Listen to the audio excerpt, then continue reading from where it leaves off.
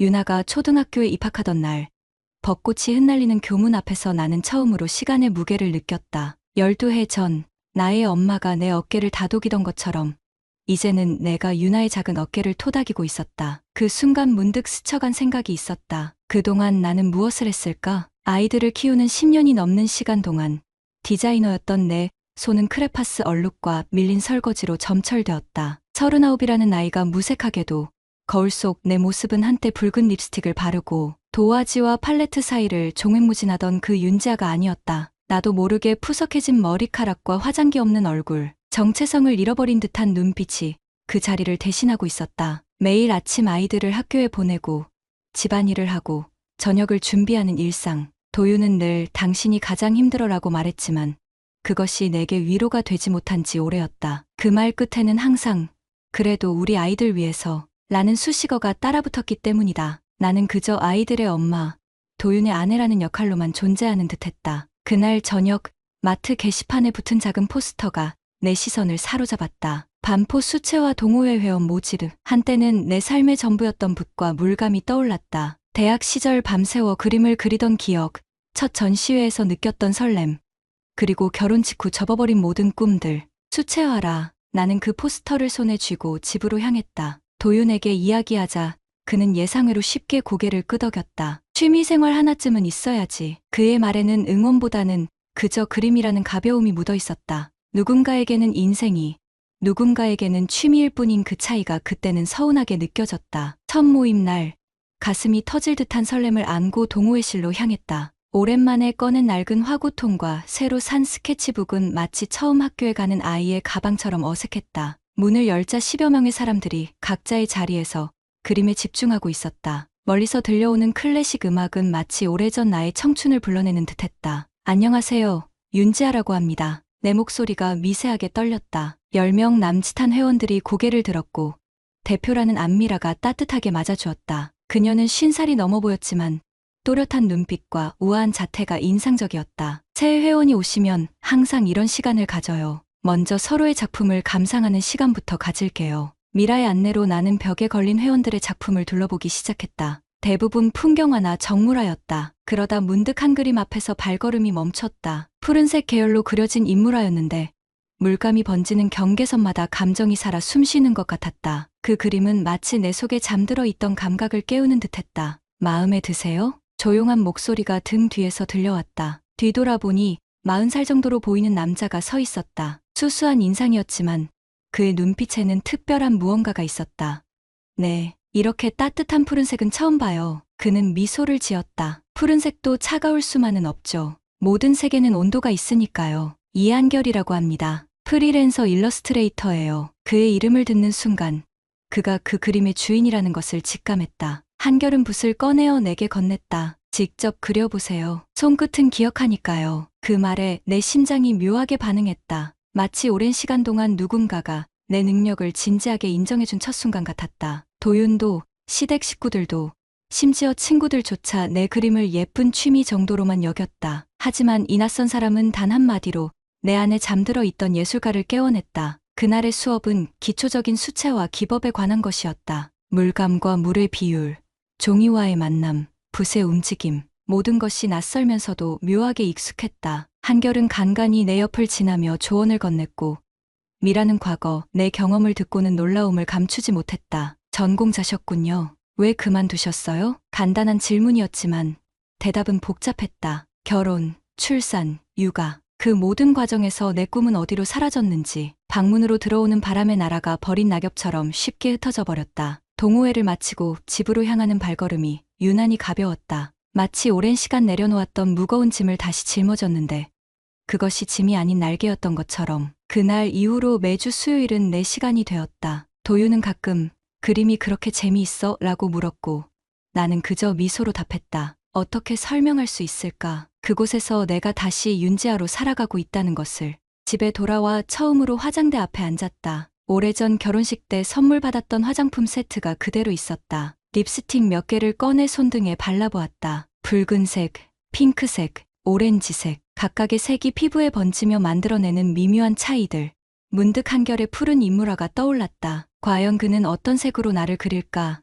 하는 생각이 스쳐 지나갔다. 그날 밤 10년 만에 처음으로 립스틱을 바르고 잠자리에 들었다. 나도 모르게 가슴이 설레었다. 마치 오랜 시간 잊고 있었던 나를 다시 만난 것 같은 느낌이었다. 그 설렘이 무엇을 향한 것인지 그때의 나는 알지 못했다. 물감보다 먼저 번지기 시작한 것은 바로 나의 감정이었다. 매주 수요일은 빠르게 내 삶의 중심축이 되어갔다. 아이들 등교 준비와 아침 식사, 집안일을 서두르는 이유가 그저 나만의 시간을 위해서였다. 수채화 동호회가 열리는 문화센터로 발걸음을 옮길 때마다 가슴이 두근거렸다. 마치 시간을 거슬러 첫 데이트를 앞둔 23세 나로 돌아간 듯한 느낌이었다. 세 번째 수업날, 미라는 색의 감정을 주제로 수업을 진행했다. 같은 풍경도 사용하는 색에 따라 전혀 다른 감정으로 표현된다는 내용이었다. 미라의 시범이 끝나고 각자 작업에 들어갔을 때 한결이 자연스럽게 내 옆자리에 앉았다. 그의 체온이 느껴질 듯 가까운 거리였다. 윤지아 씨는 어떤 감정으로 그리고 싶으세요? 단순한 질문이었지만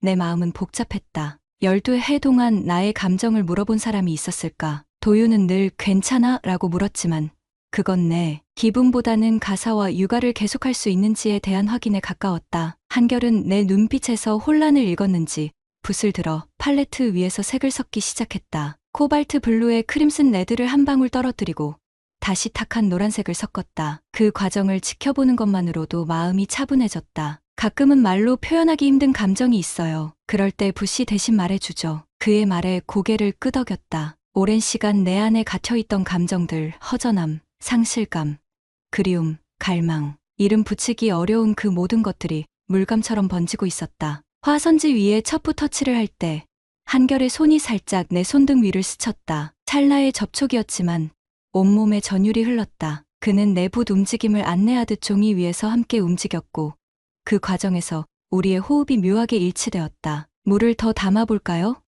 감정이 충분히 번져야 그의 목소리가 귓가에서 속삭이듯 들렸다. 물감이 번지듯 내 마음도 번지기 시작했다. 2시간의 수업이 눈 깜짝할 사이에 지나갔다. 그날 그린 그림은 푸른 바다와 붉은 노을이 만나는 해안가 풍경이었지만 내 마음속에는 다른 풍경이 그려지고 있었다. 집으로 돌아오는 길, 문득 도윤의 얼굴이 떠올랐다. 주말마다 아이들과 공원에 가고 명절이면 시부모님 댁에 먼저 도착해 준비하는 착한 남편. 그런 그가 내게 건네는 말은 항상 수고했어. 고마워. 애들 잘 부탁해였다. 사랑한다는 말도 아름답다는 말도 없었다. 한결이 내 그림을 보며 건넨 말이 귓가에 맴돌았다. 사람을 그리는 게 익숙한 건 아마 사랑을 알고 있어서일 거예요. 그 말이 왜 이렇게 마음을 흔드는지 알 수 없었다. 해석하기 나름인 말이었지만 내겐 마치 당신은 사랑받을 자격이 있다고 말하는 것처럼 느껴졌다. 집에 도착하자 예상대로 아이들은 배고프다며 치킨을 주문해달라고 조르고 있었다. 도유는 노트북을 펼쳐놓고 업무 메일을 확인하느라 바빴다. 평범한 우리 집 풍경이었다. 그런데 오늘따라 마치 프레임 속 그림처럼 멀게 느껴졌다. 저녁 식사 후 도윤이 내 모습을 유심히 바라봤다. 오늘 뭔가 달라 보이네. 화장했어? 대수롭지 않게 던진 그의 질문에 심장이 뛰었다. 정말 화장을 한 것도 아니었다. 그저 립밤 대신 옅은 코럴색 립스틱을 바른 것뿐이었다. 그런데 도윤이 알아챈 것이다. 조금. 요즘 그림 그리다 보니까 색에 민감해진 것 같아. 그의 반응은 예상 밖이었다. 그래? 요즘 참 밝아 보여서 좋다. 그림 그리는 거 잘한 것 같아. 따뜻한 말이었지만 왠지 마음이 더 복잡해졌다. 도윤의 칭찬이 공허하게 느껴진 건 처음이었다. 그가 진정으로 나를 보고 있는 것일까?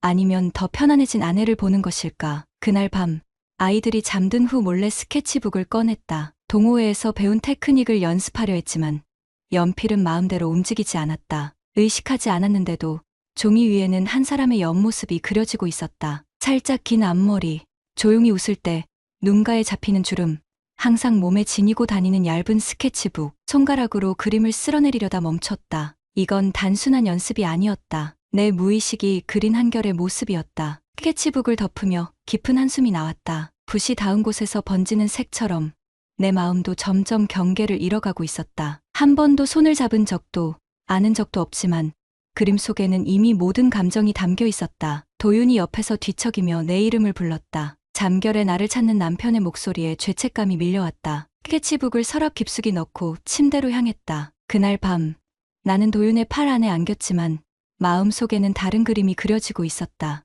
말로 표현하지 않아도 붓이 닿는 감정은 이미 깊어져 있었다. 여름비가 내리던 수요일 오후, 문화센터 창가에 앉아 스케치를 하고 있었다. 빗방울이 유리창을 타고 흘러내리는 모습이 마치 내 마음 같았다. 맑은 듯 흐린 듯 명확한 형태 없이 그저 흘러가는. 2달째 수채화 동호회에 다니면서 내 실력은 눈에 띄게 향상되었지만 그보다 더 빠르게 성장한 것은 내 안의 혼란이었다. 스케치북을 펼치니 최근 내가 그린 그림들이 시간순으로 놓여 있었다. 첫 페이지에 서툰 정물화부터 시작해 풍경, 건물, 그리고 점점 사람. 페이지를 넘길수록 한 얼굴이 반복적으로 등장했다. 처음에는 희미한 윤곽선으로, 나중에는 점점 또렷해지는 한결의 모습이었다. 창밖으로 시선을 돌렸다. 비를 피해 뛰어가는 사람들 사이로 한결이 우산을 든 채 건물로 들어오고 있었다. 그의 하얀 셔츠가 비에 살짝 젖어 반투명하게 몸에 달라붙은 모습에 시선을 떼지 못했다. 얼른 스케치북을 덮었다. 내 마음의 비밀이 그대로 드러난 것 같은 불안감이 밀려왔다. 한결은 머리를 털며 들어와 나를 발견하고는 미소를 지었다. 그 미소가 내 가슴 한구석을 적셨다. 우산을 접으며 내게 다가왔다. 윤지아 씨,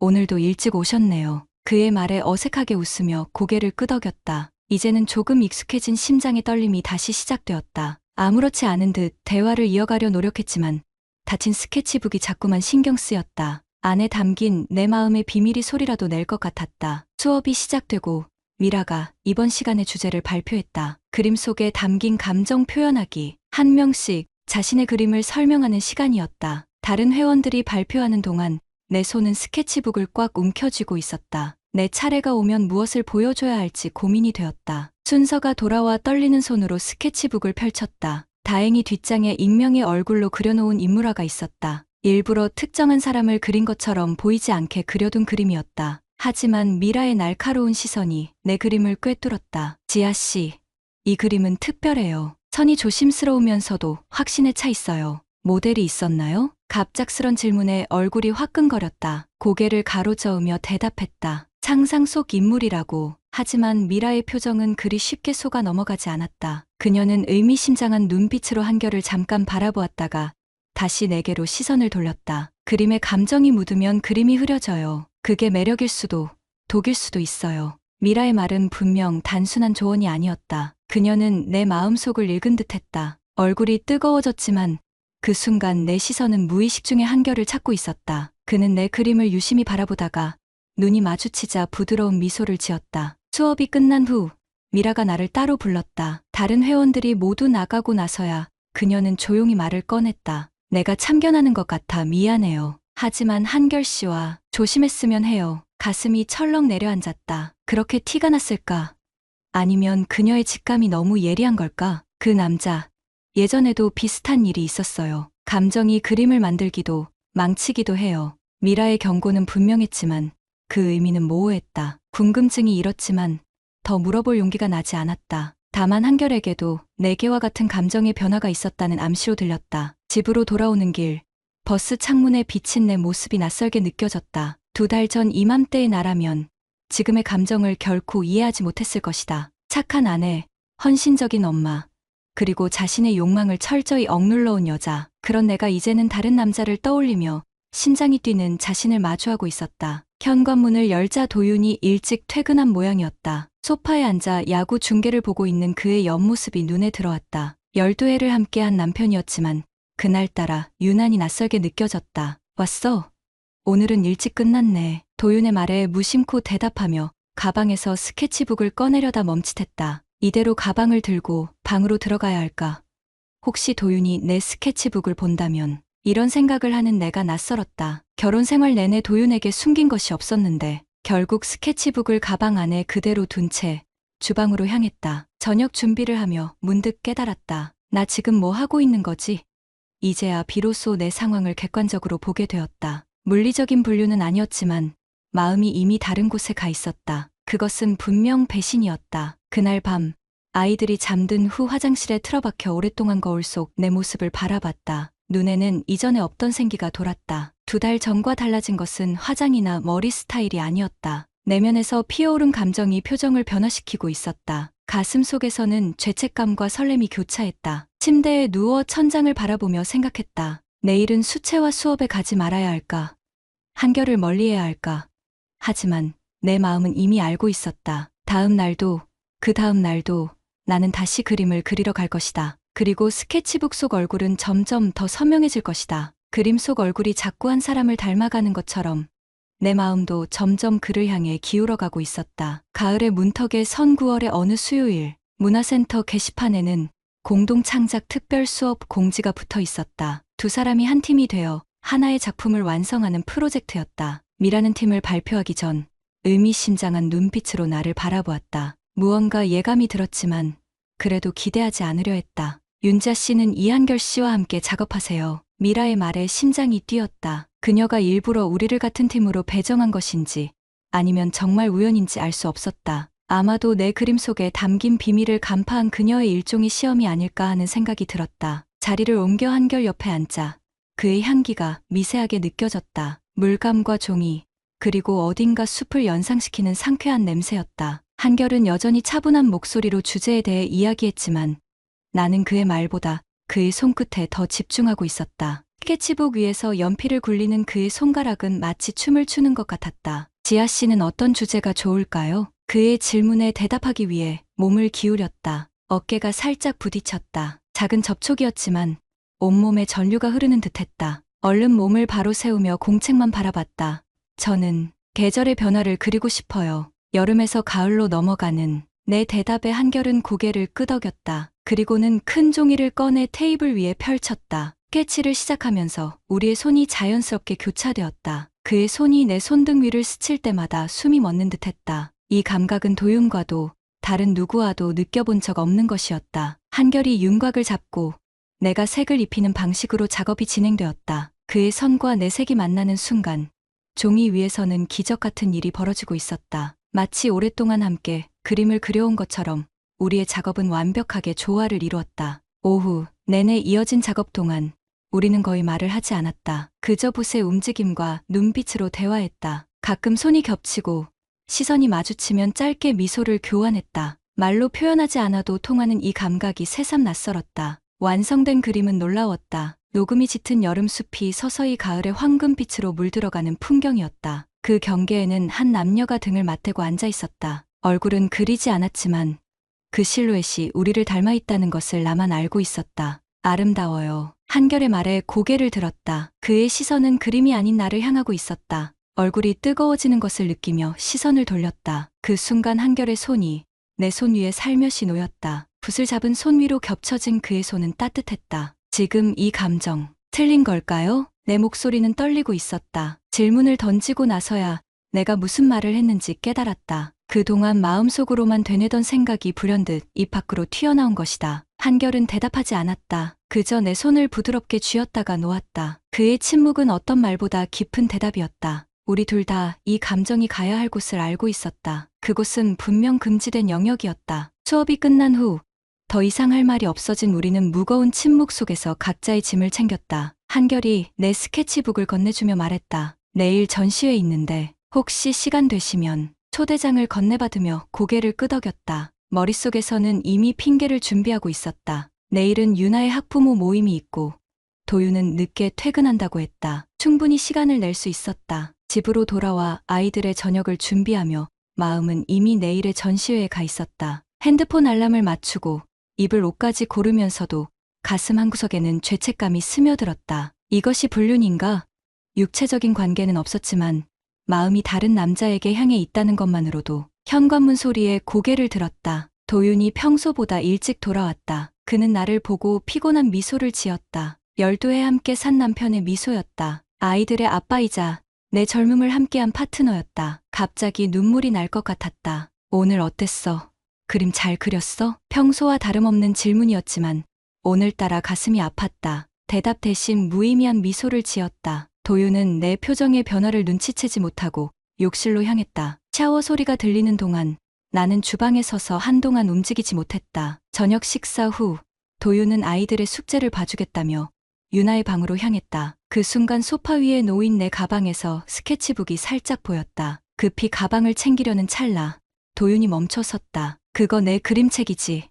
한번 봐도 돼? 그의 물음에 심장이 멎는 듯했다. 스케치북을 보여주지 않을 이유가 없었다. 평소라면 기꺼이 보여줬을 것이다. 하지만 지금의 스케치북은 내 마음의 비밀을 그대로 드러내는 증거와 다름없었다. 아, 그냥 연습장이라 별거 없어. 나중에 정리해서 보여줄게. 어색한 미소를 지으며 대답했지만 도윤은 이미 스케치북을 손에 쥐고 있었다. 그리고 아무렇지 않게 펼쳤다. 첫 페이지는 무난한 풍경화였다. 두 번째 페이지도. 하지만 페이지를 넘길수록 내 심장은 빠르게 뛰기 시작했다. 마침내 도윤의 손이 멈췄다. 그가 바라보는 페이지에는 한결의 옆모습이 선명하게 그려져 있었다. 그것도 한 번이 아닌 여러 각도에서 분명히 같은 사람이라는 것을 알 수 있을 정도로 세밀하게. 이 사람, 누구야? 도윤의 목소리는 담담했다. 내 귀에는, 아니 내 죄책감 속에서는 날카롭게 들렸지만 그냥 모델이야. 내 목소리가 떨렸다. 평생을 함께한 남편에게 거짓말을 하는 것이 이렇게 어려울 줄 몰랐다. 도윤은 페이지를 더 넘겼다. 모든 페이지에서 반복되는 그 얼굴. 때로는 미소 짓고 때로는 생각에 잠긴 모습으로. 분명한 것은 그 모든 그림이 애정 어린 눈길로 그려졌다는 점이었다. 동호회에서 만난 사람이야. 그냥 특별히 인상적이어서 말을 이을 수 없었다. 도윤은 천천히 스케치북을 덮었다. 그의 눈에서 무언가가 꺼져가는 것을 보았다. 그는 말없이 스케치북을 소파 위에 놓고 아이들 방으로 향했다. 그날 밤 우리는 아무 말도 하지 않았다. 도윤은 평소보다 일찍 잠자리에 들었고 나는 거실 소파에 앉아 밤을 지새웠다. 감정은 정말 눈보다 손이 먼저 알았다. 내 손이 그려낸 그림들은 이미 내 마음의 방황을 모두 알고 있었던 것이다. 아침이 밝았을 때 도윤은 이미 출근한 뒤였다. 평소라면 다녀올게라는 인사를 하고 가는 그였지만 오늘은 그 말도 없이 떠났다. 테이블 위에는 메모지 하나만이 덩그러니 놓여 있었다. 오늘은 늦게 들어갈 것 같아. 아이들 저녁 챙겨줘. 간결한 글씨체는 평소와 다름없었지만 그 안에 담긴 거리감은 낯설었다. 아이들을 학교에 보내고 집으로 돌아오자 처음으로 집 안이 무겁게 느껴졌다. 12해 동안 매일 마주하던 공간이 갑자기 낯설었다. 벽에 걸린 가족 사진들이 꾸짖듯 나를 바라보는 것 같았다. 유나의 첫 생일 파티, 도윤의 승진 축하 여행, 우리의 결혼 10주년 기념사진. 모든 순간에서 우리는 행복해 보였다. 소파에 앉아 스케치북을 다시 펼쳤다. 정말 이 감정은 어디서부터 시작된 것일까? 그저 내 그림 솜씨를 칭찬한 한 사람의 말에서 시작된 것이라고 하기엔 너무 깊어져 있었다. 아마도 그 시작은 훨씬 이전, 내가 나 자신을 잃어버렸던 그 순간부터였을 것이다. 전시회 초대장이 여전히 가방 속에 있었다. 오늘 오후 2시, 시계를 보니 이미 11시가 넘어가고 있었다. 가야 할까, 말아야 할까. 전날 밤의 이후에도 그곳에 간다는 것은 내 선택의 방향을 의미했다. 하지만 가지 않는다면 그것은 영원한 미련으로 남지 않을까. 결국 나는 옷을 갈아입었다.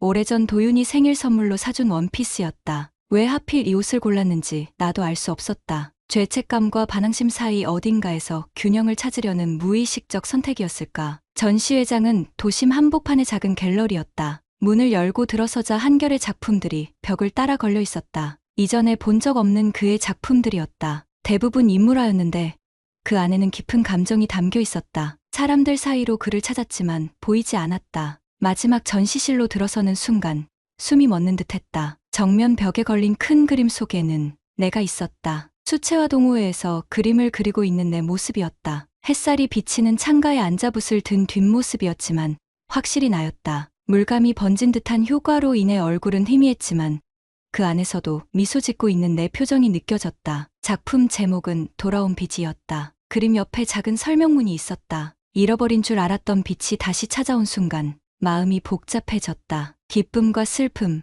설렘과 죄책감이 한데 뒤엉켰다. 그림 속에서 나는 행복해 보였다. 오랜만에 찾은 진정한 기쁨이 그대로 표현되어 있었다. 하지만 그 행복이 내 가정에서 오지 않았다는 사실이 가슴을 찢었다. 등 뒤에서 익숙한 기척이 느껴졌다. 돌아보니 한결이 서 있었다. 그의 눈빛은 복잡했다. 기쁨과 불안, 그리고 무언가 결심한 듯한 단단함이 함께 있었다. 잠시 침묵이 흘렀다. 마침내 그가 말했다. 미라가 우리 상황을 그에게 이야기했다고. 그리고 그도 자신의 감정이 어디로 향하고 있는지 잘 알고 있다고. 하지만 그는 내 가정을 깨고 싶지 않다고 했다. 그의 말 한마디 한마디가 내 마음에 깊이 새겨졌다. 그는 결코 나에게 선택을 강요하지 않았다. 오히려 스스로 물러서고 있었다. 그의 눈빛에서 익은 것은 사랑이 아닌 존중이었다. 갤러리를 나오면서 하늘을 올려다봤다. 가을의 파란 하늘에 흰 구름이 천천히 흘러가고 있었다. 모든 사랑이 이루어지는 것은 아니라고, 모든 그림이 완성되는 것은 아니라고 스스로에게 말했다. 때로는 미완성으로 남겨두는 것이 더 아름다울 수도 있다고. 집으로 돌아가는 길,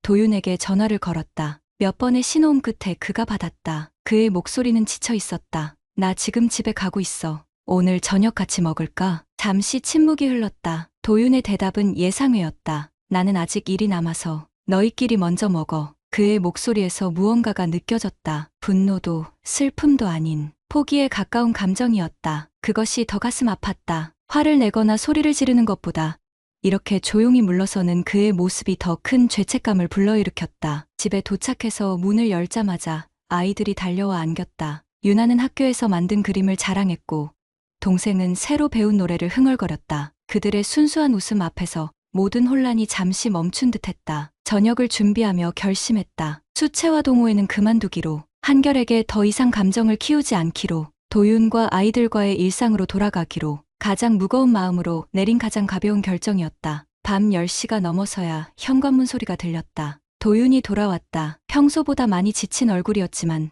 술 냄새는 나지 않았다. 다행이었다. 그는 나를 바라보았고 나는 그에게 다가갔다. 말이 필요 없었다. 그저 그의 손을 잡았다. 도윤은 말을 잇지 못했다. 그림은 증거가 되지 않지만 감정은 이미 증명된 후였다. 우리는 그날 밤 많은 이야기를 나눴다. 잃어버린 나의 정체성에 대해, 그가 미처 알아채지 못했던 내 갈망에 대해, 그리고 앞으로 우리가 나아갈 방향에 대해. 다음 날, 나는 미라에게 전화를 걸어 동호회를 그만둔다고 알렸다. 그녀는 이미 알고 있었다는 듯이 담담하게 받아들였다. 그리고 마지막으로 한 가지 조언을 남겼다. 그림은 멈추지 마세요. 그건 당신의 일부니까. 그 말에 고개를 끄덕였다. 그녀의 말이 맞았다. 내가 포기해야 할 것은 한결에 대한 감정이지 그림 자체가 아니었다. 일주일 후, 도윤은 집 한켠에 작은 공간을 마련해 주었다. 내 그림을 그릴 수 있는 미니 스튜디오였다. 그것은 그가 나를 이해하려는 노력의 시작이었다. 그리고 오늘 밤, 아이들을 재운 후 그 공간에 앉았다. 새 스케치북을 펼치고 연필을 들었다. 무심코 그리기 시작한 선들이 점점 형태를 갖추었다. 그리고 문득 깨달았다. 또다시 그 남자의 눈매를 그리고 있었다. 붓을 내려놓았다. 그림을 찢어버리지는 않았다. 대신 스케치북을 천천히 덮고 서랍 깊숙이 넣었다. 어쩌면 시간이 지나면 이 감정도 희미해질지 모른다. 하지만 지금은 이 불완전한 그림처럼 내 마음도 여전히 번지고 있었다. 수채화의 선은 지워지지 않는다. 한 번 번지면 종이에 스며들어 흔적을 남긴다. 내 마음도 마찬가지였다. 선택은 했지만 감정의 흔적은 쉽게 지워지지 않을 것이다. 하지만 그것을 안고 다시 나의 자리로 돌아가기로 했다. 불완전하지만 진실된 마음으로. 구독자님들, 다른 분들과 함께 의견 나눠보세요. 저도 읽어보며 소통하겠습니다.